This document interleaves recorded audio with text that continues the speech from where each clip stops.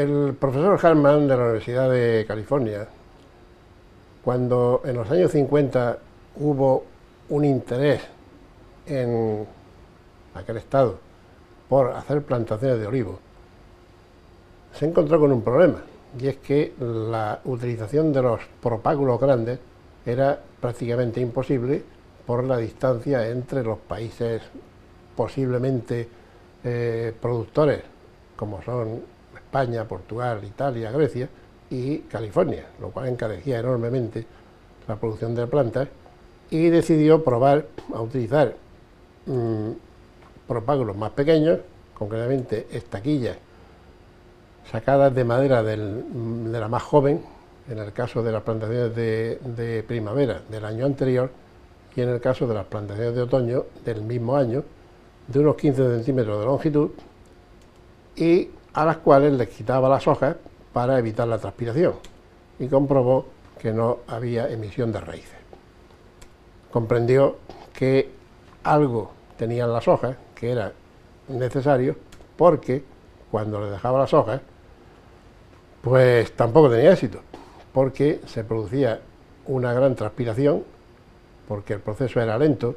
y la planta realmente se moría antes de la emisión de raíces.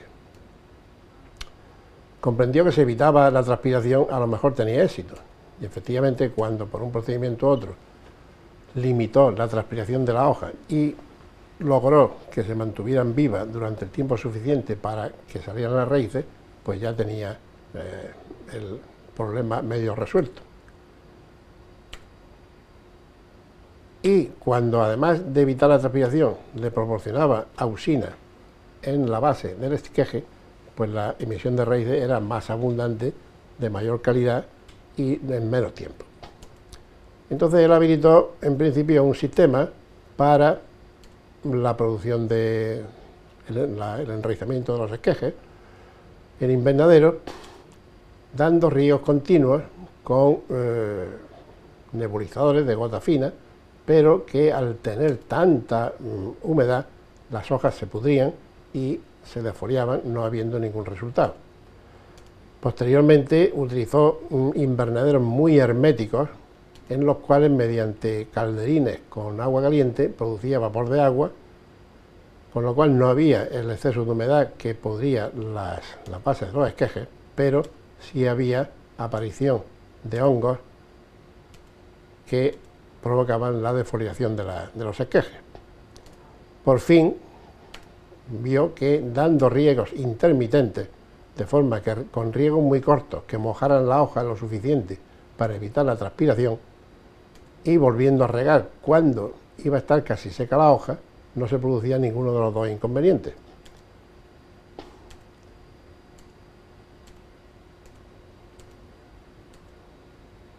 Y eso, si se combinaba con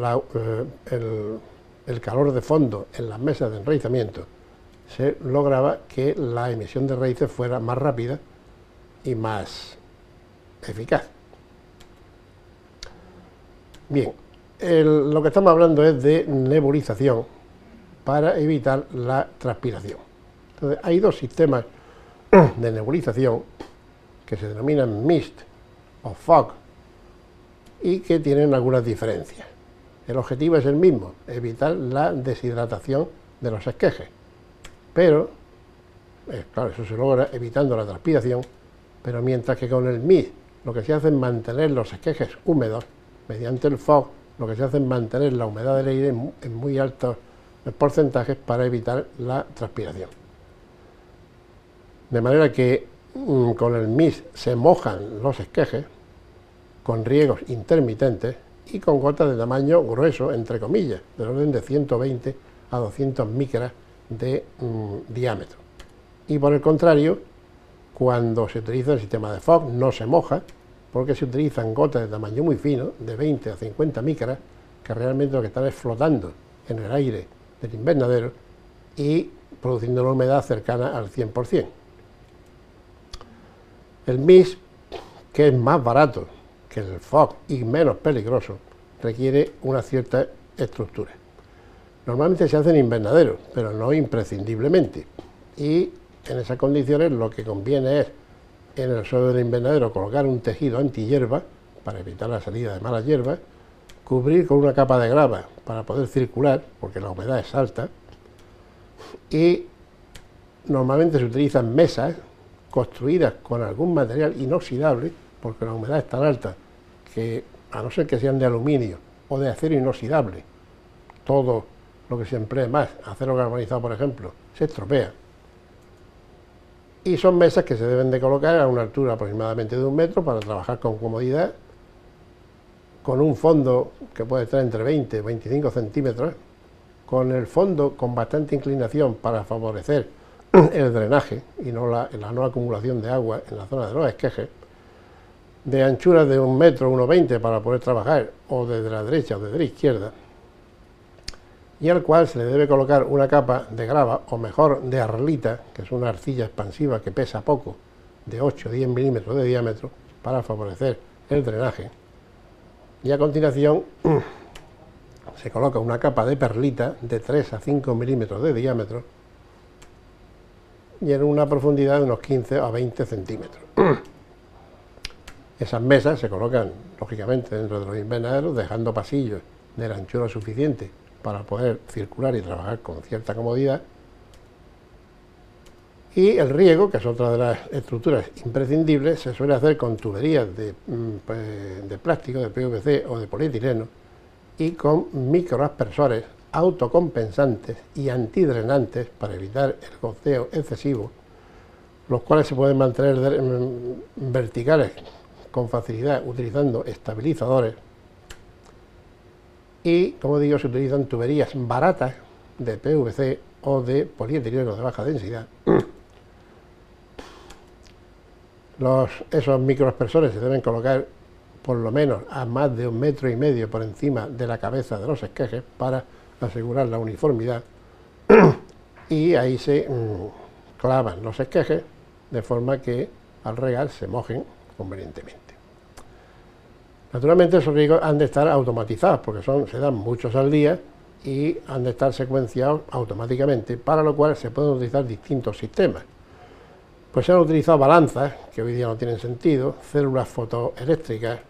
hojas electrónicas que simulan de alguna forma el comportamiento de la hoja del olivo, pero lo que es más recomendable por seguridad y por eficiencia son los programadores. Esos programadores no se venden hechos, digamos, sino que hay que encargarlos a medida, y deben llevar una serie de automatismos o de mecanismos, como son un interruptor general para cortar cuando no se están en uso, un interruptor horario para cortarlos por la noche cuando no es menester que estén trabajando los riegos, un temporizador de parada para establecer el tiempo entre riegos, y un temporizador de marcha para establecer la duración del tiempo de riego. El programador de parada debe estar programado en minutos, mientras que el de marcha es conveniente que lo esté en segundos, porque los riegos han de ser muy cortos, del orden de 5, 6 segundos de duración. La señal que manda este programador va a parar a una electroválvula que abre cuando se le dice y cierra cuando se mantiene en paro. Lo recomendable es mantener fijo el temporizador de marcha según el tipo de hoja, porque claro, a veces se hacen olivos y dentro del olivo hay variedades que tienen la hoja más velluda que otros y que tienen tiempos distintos, y variar el tiempo de parada según el clima, que hace más sol sobre todo, o menos humedad relativa, pues se acorta el tiempo de parada, y cuando está nublado o incluso está lloviendo, pues se puede alargar el tiempo de parada, porque lo que interesa es regar lo menos posible. Bien, pues ahí estamos viendo hojas de olivo que se están nebulizando en ese momento, ahí ya están húmedas, ahí se están queriendo secar y es el momento de volver a regar. Bien, otra posibilidad de los sistemas de nebulización, tanto de mist como de fog, es dar calefacción basal. Y la calefacción se puede hacer por dos sistemas, o utilizar resistencias eléctricas o utilizando tuberías de agua caliente. Lo más cómodo es utilizar resistencias eléctricas, con las cuales se debe hacer una parrilla de distribución lo más cercana posible, de 6 a 8 centímetros uno de otro, y a la profundidad suficiente para que llegue bien repartido a la base de los esquejes. Cuando se emplean resistencias eléctricas, existe en el mercado una resistencia que se usan para otros menesteres, que tienen un alma de seda donde va enrollada la tubería, perdón, la resistencia, y por fuera lleva un forro de silicona que es flexible y permite hacer ese circuito con facilidad. Todo eso se controla con un termostato de inmersión que lleva el sensor justamente donde han de estar después la base de los esquejes, y se debe controlar, en el caso del olivo, del orden de 24 grados centígrados. Lo cual quiere decir que con un termostato bastante bueno se mantiene entre 23 y 25 grados centígrados, con un diferencial de 2. También se puede recurrir al agua caliente, porque claro, las resistencias eléctricas son muy limpias, muy fáciles de manejar, pero gastan una energía muy cara. Y por el contrario, utilizando una caldera alimentada con fuel oil, por ejemplo, pues se puede pasar el agua caliente a tuberías de plástico, o bien de polietileno normal, o mejor, corrugadas, que tienen mayor superficie de distribución del calor, y con eso hacer una parrilla metiendo el agua a baja temperatura, entre orden de 35 a 40 grados. Bien, pues estamos viendo un gran invernadero con mist, con esas mesas inoxidables en el momento de la parada y en el momento de la marcha, y esos son microaspersores autocompensantes y antidrenantes en parada y en marcha. Los sistemas de mist también se pueden hacer utilizando soluciones más imaginativas y más baratas, como en vez de utilizar mesas de cultivo,